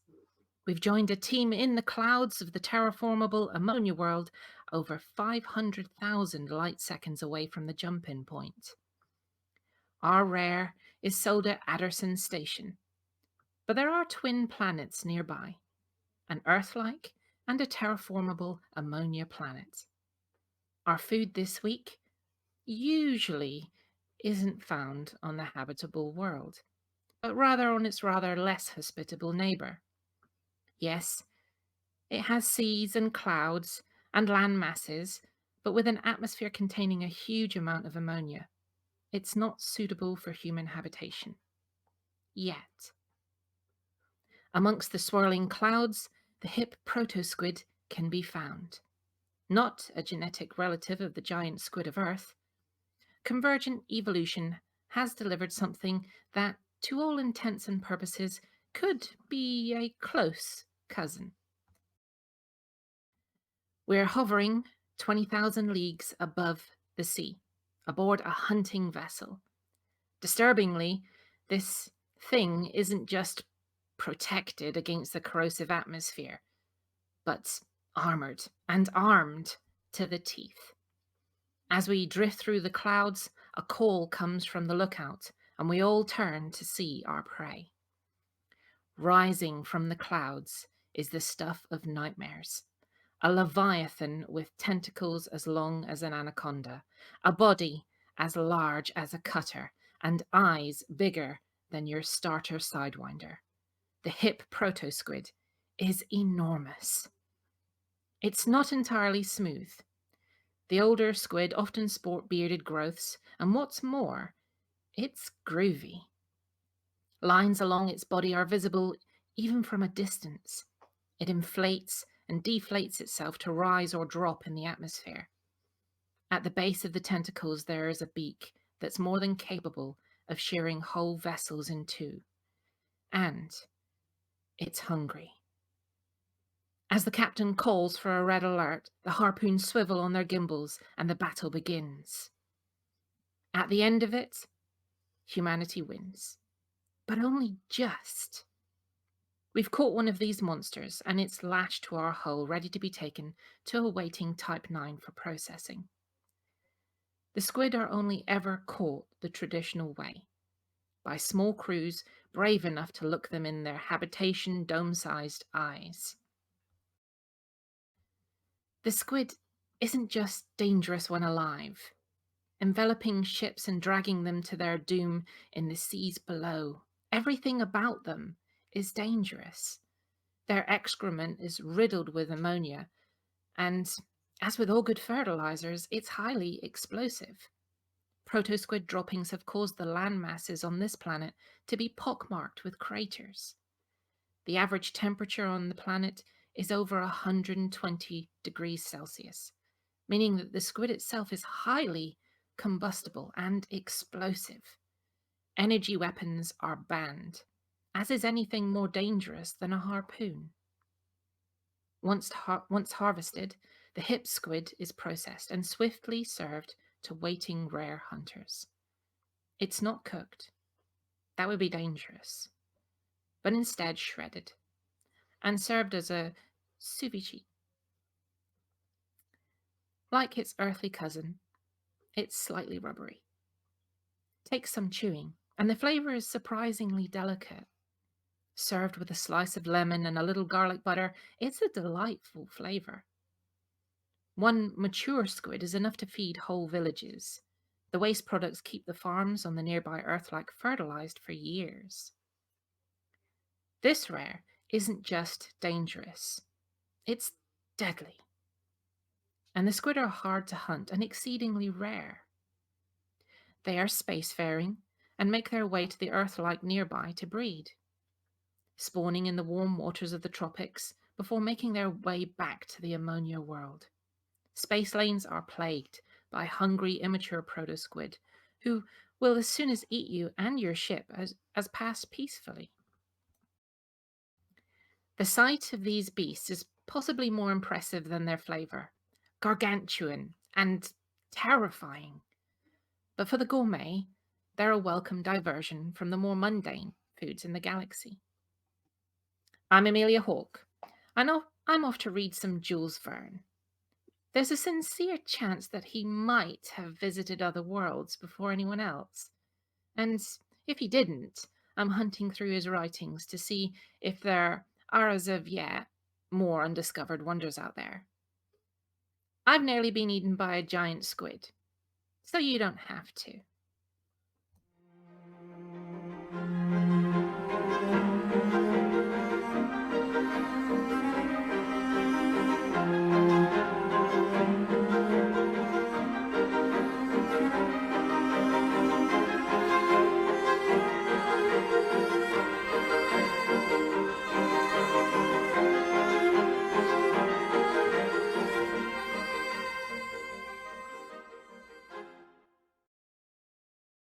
Thank you very much, Amelia. Those things sound dangerous. I have never seen anything so big. I mean, you know, you go exploring, you see mollusks and everything, but they're tiny in comparison. I mean, these things, I mean, obviously they live in the atmosphere of this ammonia world, sort of drifting through the clouds with their sort of tentacles out there. I mean, goodness knows what they actually catch and eat. I mean, apart from, you in your ship. I'd hate to see what their prey is. I mean, they just stuff themselves with their tentacles and whatever else. But imagine you're just flying through the atmosphere once we get access to these kind of things, and this beast comes out of a cloud, an eye the size of a sidewinder. It's both amazing and terrifying. I mean, there are reports that obviously, I mean, there's a lot of protest over the hunting of these things, sentient creatures and all sorts. There's a bit of controversy over it. I mean, that tends not to stop humanity. I mean, if we can poke it with a stick, cook it and eat it, we usually try at some point. Well, if you kill something, just be damn sure you're going to eat it. Yeah, I mean, obviously, there's an ethical side to these things, but I mean, just these tentacles coming out of the clouds and grabbing your ship and coming towards this giant beak. I mean, this is the stuff of like sci-fi nightmares, isn't it? Sci-fi legends as well. Yeah. And of course, those of you that have read, I mean, Jules Verne got it really, really right. I mean, as a literary man, Palantir, I mean, you've seen the illustrations, haven't you? Oh, yes. Oh, yeah. And I do remember reading the story. I mean, Nemo was nothing. First edition when it first came out. Yeah. No, yes, well, I helped him write it, obviously. Yes. And Nemo is nothing like he was in the films. He was nothing like James Mason, put it that way. I thought James Mason did a grand turn as Nemo, but I mean, obviously, it is your classic Ahab, big white whale from legend as well. Hunting down that super giant squid. I've heard that there are super giant ones as well. Big mother squids. Kraken. Oh, I mean, it is. It's the origin of legends like the Kraken. They are very good. They taste nice too. No, not a Kraken. Oh, cracking squid, grommet. I'll add a cracking squid to that, yeah. But I mean, Amelia, I mean, you took your life into your own hands on that one. I mean, that's as close as you want to come to being devoured by a giant beast anywhere out in space. I mean, the thing is, these you're saying about these mollusks and all sorts when you're exploring, those are fairly harmless, aren't they? I've never met a dangerous one yet. You sort of boop them with the nose of your spaceship, and they wiggle a bit, and that's about it. And they're tiny. You know, they're absolutely minuscule in comparison. Well, you say tiny. Actually, if you do the sums, they're quite big. They're the size of a large house. But yeah, compared to a squid, in comparison, yeah. I mean, these things. I mean, they've got to measure sort of bigger than a Thargoid. Yeah. Doing the sums on it. Ooh, could one eat a Thargoid? Well, I'm sure They're ammonia. LC full like insert number here has probably tried at some point. Now, I think there is a little bit of controversy over the naming of the various LCU clones. There was a bit of confusion. I understand that Atris 5060 and LCU full like 1 are having a bit of a discussion at the moment about which one's 9. But apparently, the LCU full like 1 is over on the Canon Discord, so I have no idea. The clones everywhere, a bit like a hanky. Number 11. Number 11 is the 11. Scottish one. It's the Scottish one. But number 6 could be 9 standing on his head. Yeah, it could be. Don't they have a dot under them? Yeah, but that'll wipe up. Yeah. We do understand that Scotland completely fell off the internet earlier in the show. My bit of Scotland fell off the internet earlier in the show. Yes. Just as I was saying hello. Yeah, we lost the apology officer. We lost DJ Normsky. We lost the radio feed. Cal fell overboard at some point and had to be rescued by Rubber Ring. But yes, it sounds like Scotland's back now. This bit is. This little bit is. Your little corner of I can see Scotland. lights on in the street, so it's a good sign. So what's everybody going to be up to next week? Obviously, before we round out the end of the show, Flossy, are you CGing it up this week? Or what are you up to? Or rescuing people? Or No, now She's not going to tell us, corner no. of the country has fallen off the internet. Here I am. Oh, you're Rocky back. Board. We thought you'd fallen in the sea as well. No. No, I've got one keyboard and 2 computers, and I switch between them. Dead Meat knows a video like that one, but it's got mugs in it. Oh, don't be rude. Obviously, we're expecting a lot of new commanders this week, so I will be doing some drill ratting, I think. I might get my newbie area one out, just the cobwebs off the whatever ship I have in there, hauler, I think. Yeah, and you're going to be taking some of the advice from Commander Chix as well as to how to find the high value stuff. At the moment, I'm in a system, and I've tried to only find the high metal content ones on the map, so it's difficult to just find them. Yeah, I keep finding high metal content, but obviously you then have to go to the screen to look for terraformable candidate, and Yeah. is it Now- quicker just to honk the thing and then probe it, or is it do you? I don't know. Well, you have to use the FSS scanner, yeah, don't you, to actually identify it first? Well, I can Yeah. identify it by the shape of the thingies.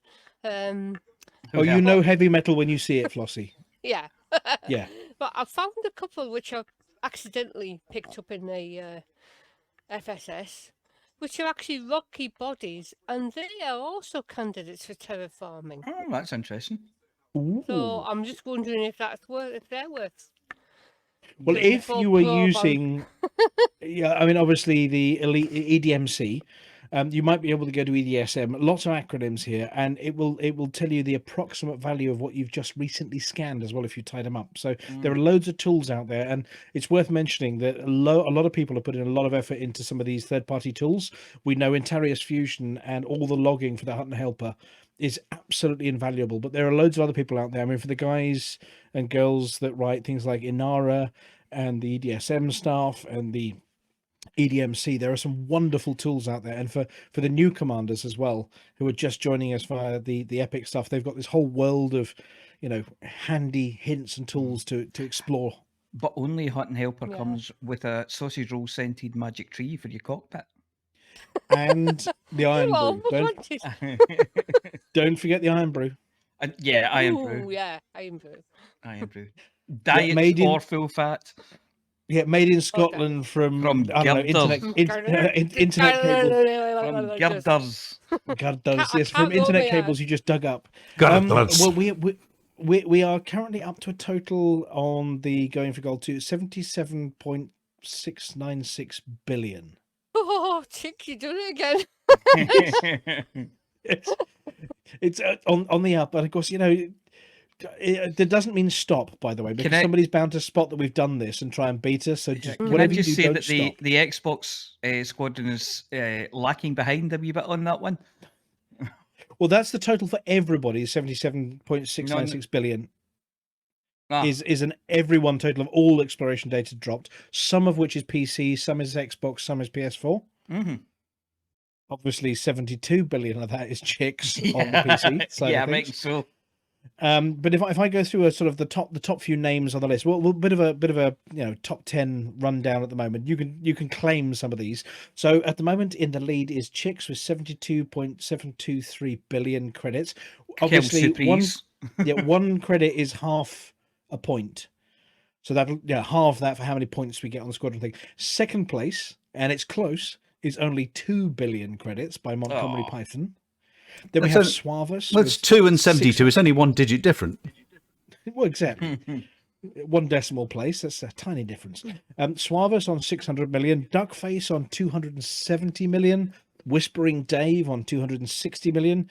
Who2K 191. Fantastic Mr. Fox. The Jinx Effect. Marco 2612. Hello. Is that our first Xbox commander? Possibly? Yes, it's the only one I recognise so far. And then rounding out the top 10, we've got Mega Boomtastic. Mega on 108 Boomtastic. million. Now, we reckoned we needed 200 commanders on 100 million each, which has been done by Chix all on Don't need that. Yeah, don't need that anymore. Yeah. We got people like the Drunk Russian, Original Bastard, Flossy 2, Thomas and Chewbacca, Penakist. And in fact, we've now had submissions by 59 separate commanders, including Commander Mr. Venezia, who's got the grand total of 0. Excellent. He's doing his bit then. Yeah, that doesn't mean Mr. Venezia has done nothing. What it means is Mr. Venezia has done something, but unfortunately the cartographics guys have only credited him with 0 credits, which I suspect might be an asteroid. Yeah, or half a system. Or a bit of an asteroid.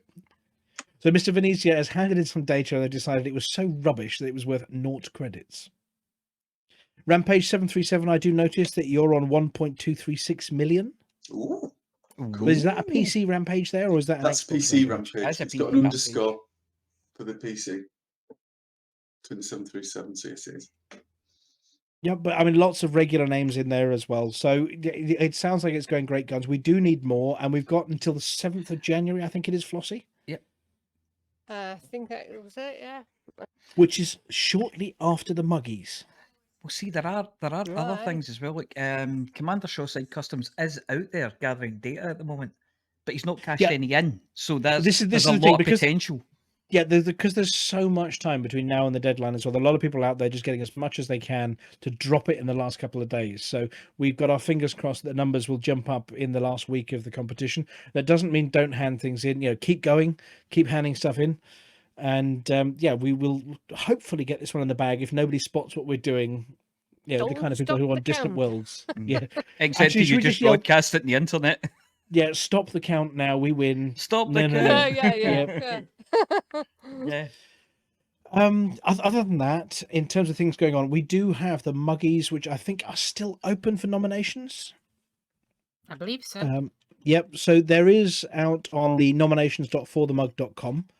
There is the ability to nominate your combat pilot of the year, trucker of the year, Miner of the year, helpful trucker of the year, miner of the year, explorer of the year, naughty trucker of the year, lifetime award, rookie of the year, charitable trucker and passenger transporter, rebuy award, mission runner, trucker's choice. I've forgotten one, haven't I?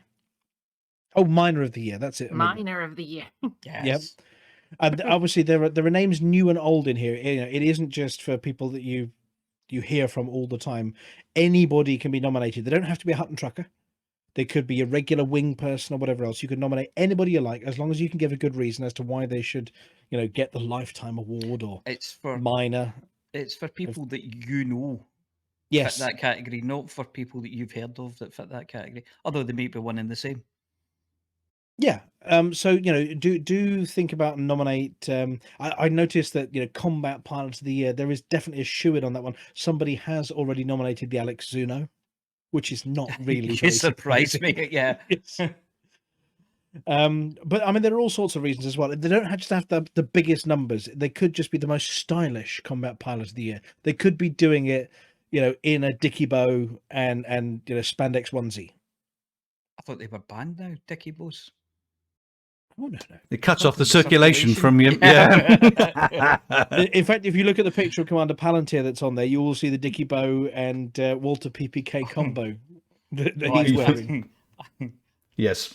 I don't know if I could look myself in the eye after that. The golden eye, yes. So go to nominations.forthemug.com. It is open to everybody. So all those people who are currently watching over on Twitch, and I am going to read it. We very rarely read through the list, but we've got Aiton, Beetlejude, Bograt, Aiden, Bam, Puppy, Chix, Commander Root, Elite Week, Kaizen, Feet, Falco, Took Funky Abigail, Litho Breaker, Alex XR3, Manos Hand of Manos Hand of Cake, Notorious STD, Pillbox UK, Rumpini, Rubber Slayer, Notorious MT, STD. the Notorious STD, Gangster, total gangster that one. We got Toms, Techmere B, Thicker, V&K, Valoran, Virgo Pros, and many others. Get your nominations in. Yep, there will be voting later. There is a judges panel and there is voting later. And the live show is on the same day that they're going for gold finishes. So we're going to have a celebration at the same time on January the 7th, 3307, also known as 2021, also known as about the 400th of March. And the celebration will primarily be because it's no longer 2020. I believe today is the 265th of March. I thought it was the 274th, but I may have got it wrong. You did take off January and February, didn't you? Yes, but then there were Before we 23 knew. days in March before lockdown. I don't know. Oh no, I added them in. But that's still a day in March. They were still days in March. Oh, could be. Yeah. Anyway, it's the lots of March. It's not the Yes. Ides of March though, because that would be even worse. And obviously, to Commander Kid Rain, we've taken the mickey out of him an awful lot this evening. Yeah. But it sort of deserves it for scaring us lots. But really, mate, do get well soon. There's going to be a long road to recovery. Your friends here have got you on every single step. There's a line we put out there when talking to many people. When you fall, Hutton's here to pick you up. And that's not just for Baz. That is absolutely for everybody. And if you've listened to the show tonight, you know the kind of friends you've got. Well, exactly. But We've please even stay got an apology anyway. officer. Yes, I please do think- stay. I think the full phrase is, when you fall, we point and laugh for a bit and then pick you up. Yes. Because that's what true friends do. No, I think we might do it the other way. We pick them up for his chin. They're not actually in serious trouble, and then point and laugh a bit. No, you got to get some photographs for Facebook. You video it. Oh, yeah, for, yeah. Oh yeah, you video it for YouTube and Twitch. You've got to do the social media thing. Oh yeah, absolutely. Yeah, And of course. but you've got tales to tell for many days to come. So we will have more tales next week on Thursday, 8:30 in the evening. That's Galactic time, UTC. Who's on duty next week, Commander Palantir? Is it back to DJ Nomsky? I'm just looking through the list here, and it will be Norm, yes. Yeah, DJ Funky Normsky. This entire show is going to be uploaded to YouTube and to the audio podcast side of things on media.forthemug.com and all good podcast outlets. Sometime in the next... Well, I think the video feed will be up tomorrow. It takes a few hours to upload tonight. The audio feed goes through some editing to remove all of the not so seamless bits. Amelia? Not so seamless. Not so seamless. Can we assume then that the next week Norm service will be resumed? Norm service will be resumed. Get but don't out. push. I'll get my own coat. I'll Flossy, switch Scotland up again if this carries on. I'm here all week. Try the fish. Commander Rampage, have you got any predictions for what the CGs might be next week? I haven't got a clue. I Are presume we there'll be talking something to do federal with versus the Empire? balancing type thing, won't it? So if they're going to put that on Galnet, I'd expect hopefully they'll do something around that. Oh, you imagine if the Pilots Federation say, here's what we're planning on doing on the balance, and by the way, you need to battle a CG to stop us doing it. Or to balance it out, or to test it. I don't know. That'd be a good bit of narrative to do that. To be fair. But no, thank you for joining us, Rampage. It's nice to have you back aboard live again. Yeah, I'll be back again and again as well. Thank you. Fantastic. Amelia, what's your prediction for the CG for next week? For the mug. For the mug. And Commander Palantir? And GF. I think it will be rescuing squirrels. The squirrel bar? No, rescuing squirrels. Oh, rescuing squirrels. Yes, they're trapped in a burning station, and we need to get them out. Oh no! Oh, Who can possibly possibly Flossy? save them? Station rescue. What are you thinking, Flossy? No, it's the wrong keyboard again. You're on the wrong keyboard. Sorry. Yeah, that is an option if people don't want to do any exploring. Are you thinking maybe some combat next week, or? Me, I'm not. No, I'm thinking more that what's the CG going to be next week? What's your prediction? I have absolutely no idea. Do you think the Alliance is going to declare war on everybody and say, come and have a go if you think you're hard enough? I wouldn't know. Anyway, well, that's it for this week. Thank you very much to our listener. Terribly sorry to those of you that lost the radio station Don't during bother the asking me broadcast. or anything. What? Don't bother asking me or anything. I thought you'd been told to get out. Oh, I had been told to get out, right? No, you're absolutely right. I'll go. I forgot about that. I'm going to have to call the apology officer to apologise to the apology officer. Yeah. I'm very, very sorry. On behalf of Hutton Orbital, you should never have been treated that way. It's despicable. Yep, come stand on this chair and tell us all about it. Where did the nasty radio presenter ignore you? Go on then. What does the apology officer think it's going to be? For the mug. That's what I said. Oh, did you say that? Okay. Such a letdown. Apology officer, high five. Hotbox high five. Love it. He was out getting his coat when you said that, Amelia. Well, Commander Palantir, if you're ready, it only remains for us to say for the rest of this evening, it is, Amelia? For the mug. For the mug, everybody. For the mug. Ladies and gentlemen, that's the end of the show. Everybody's buggered off now, so why don't you bugger off too?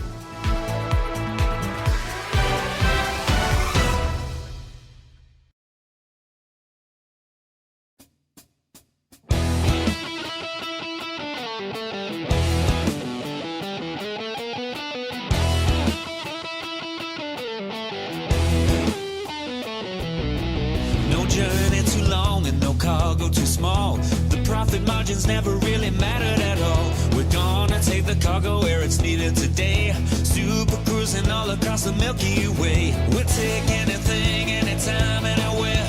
Loading up the T-9s to the brim with grain. For the mug, yeah, you know just where we're coming from. For the mug, now everybody sing the Hutton Trucker song. For the mug. Flossy always seems to crash into the sun. Squibble likes the pilot on the Xbox One. Alvin at the front, you know he leads us well. Trucking across the galaxy, now everybody yell.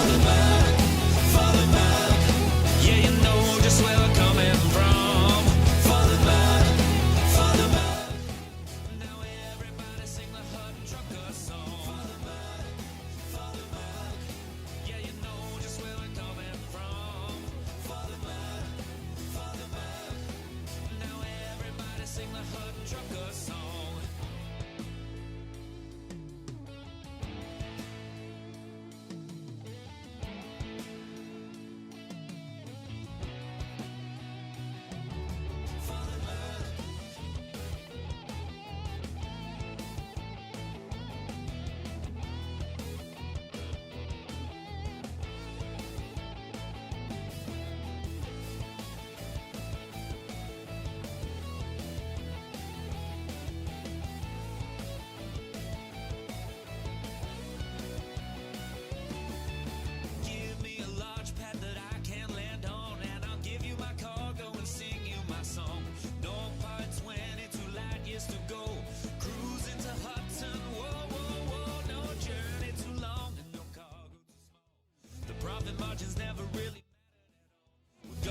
take the cargo where it's needed today. Super cruising all across the Milky Way. We'll take anything, anytime, anywhere. So shout it out loud like you don't even care. For the bug, yeah, you know just where I'm coming from. For the bug, now everybody sing the Hutton Trucker song. For the bug, yeah, you know just where I'm coming from. For the bug, now everybody sing the Hutton Trucker song.